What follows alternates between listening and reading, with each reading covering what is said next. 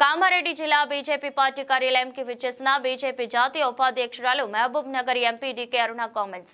Graduates ఉపాధ్యాయ MLC ఎన్నికల్లో BJP అభ్యర్థులను గెలిపించాలి. ఇప్పటి వరకు పెండింగ్ లో ఉన్న 5DAలను అమలు చేయలేదు. ఇచ్చిన 420 హామీలను అమలు చేయడంలో కాంగ్రెస్ పూర్తిగా విఫలం. కేసీఆర్ 10 సంవత్సరాల్లో తెలంగాణను పూర్తిగా మోసం చేశాడు. కేసీఆర్ తెలంగాణను అప్పుల కుప్పగా తయారు చేశాడు. అనుభవం లేని పరిపాలన రేవంత్ రెడ్డిదన్నారు. వాళ్ళు మేము టీచర్ ఎమ్మెల్సీలకు క్యాండిడేట్ పెట్టలేదు. గ్రాడ్యుయేట్ ఎమ్మెల్సీ ఎవరో నిలబడిన వారికి మద్దతు ఇస్తున్నారు.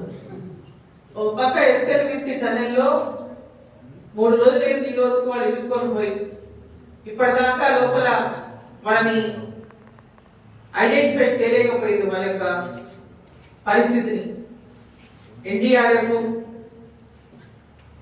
SDRF వాళ్ళు తీవ్రంగా ప్రయత్నాలు చేస్తున్నప్పటికీ కూడా ఇప్పటిదాకా వారి ఆచూకీ అని కూడా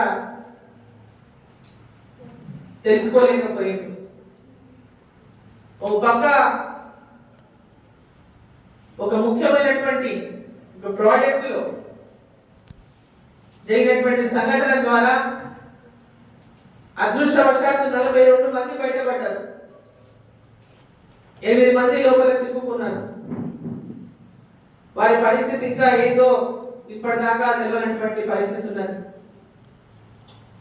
దాని మీద మరి ముఖ్యమంత్రి గారు కీలకమైనటువంటి అంశం అది ఏది తేలక ముందే ఎన్నికల ప్రచారంలో పాల్గొనడం అంటే కూడా ఎవరికి అది అంత సీరియస్ గా ఇష్యూ వారు తీసుకోలేదన్నదే ఇంకా స్పష్టమవుతాం. బీఆర్ఎస్ పార్టీ భారతీయ జనతా పార్టీని గెలిపించడానికి ఇంతకుముందే మాట్లాడాను నా యొక్క ప్రెస్ మీట్ లో. వాళ్ళు చెప్తున్న దాన్ని బట్టి వాళ్ళు ఎందుకు నిలబెట్టలేదో చెప్పమన్నా. ఇప్పుడు BRS party BJP party BRS party ఈ రోజు వాళ్ళకి పార్లమెంట్ లోనే 1 సీట్ రాలేదు. వాళ్ళు ఎన్నికల్లో నిలబడాలి అనేటటువంటి ఆసక్తి, వాళ్ళు ఓటేయాలనే ఆసక్తి ఎవరికి లేదు. సో వాళ్ళు ఓడిపోతున్నటువంటి భయంతో ఎందుకు అనవసరం కానీ వాళ్ళు నిలబెట్టుకోలేదు.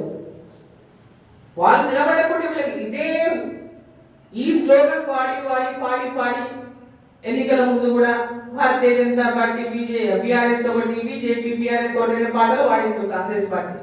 ఆ పాట పాడి 6 గ్యారెంటీలు, ఆ 2 పాటలు వాడి అధికారంలోకి వచ్చింది. ఇంకా వీళ్ళు పాట మార్చుకుంటలేదు. 6 గ్యారెంటీలు ఇప్పటిదాకా మోసం చేస్తూనే ఉన్నారు, ఇంకా మార్చలేదు. వాళ్ళ వ్యవహారం మాటల తీరు మార్చుకోవాలి, మాటల పద్ధతి మార్చుకోవాలి.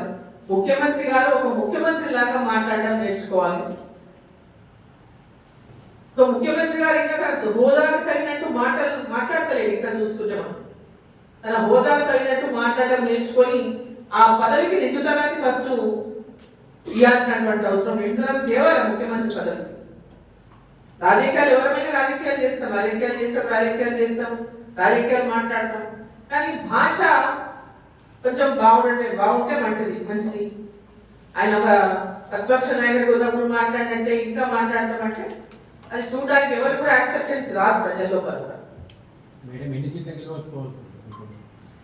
3 సీట్లు ఖచ్చితంగా భారతీయ జనతా పార్టీ 3 ఎమ్మెల్సీ స్థానాన్ని గెలుస్తుంది. మాకు విశ్వాసం ఉంది.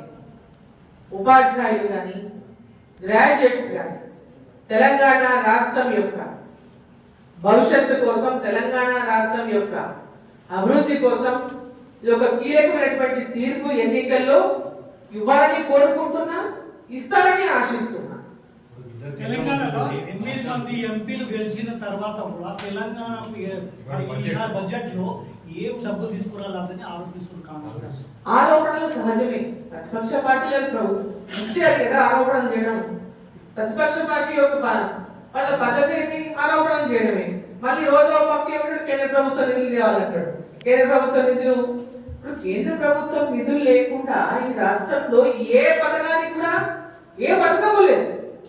కేంద్ర ప్రభుత్వం 50%, 60%, 70%, 20%, 30% ఏ పథకం కూడా కేంద్ర ప్రభుత్వం యొక్క షేర్ లేకుండా ఒక్క పథకం లేదు రాష్ట్ర ప్రభుత్వంలో. షేర్ సపోజ్ హాస్పిటల్స్ కొత్త హాస్పిటల్స్ ఇచ్చిండ్రు.